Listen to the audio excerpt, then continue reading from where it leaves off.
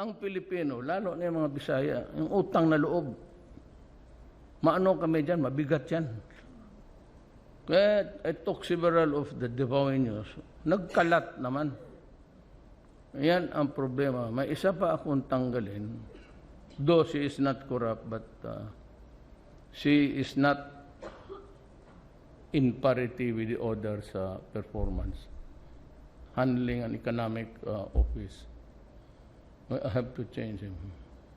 Yung sa I don't know if gusto tanggalin na lang lahat.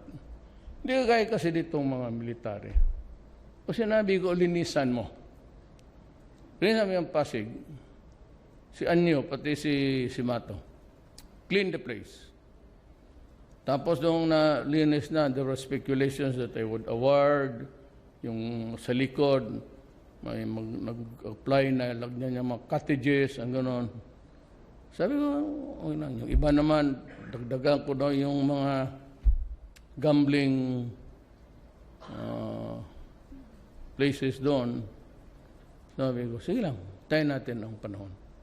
Nung natapos na, tinawag ko andar, ilan reform mo?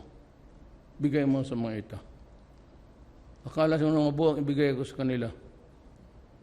Ngayon itong mga komunista inuunahan ko, have distributed.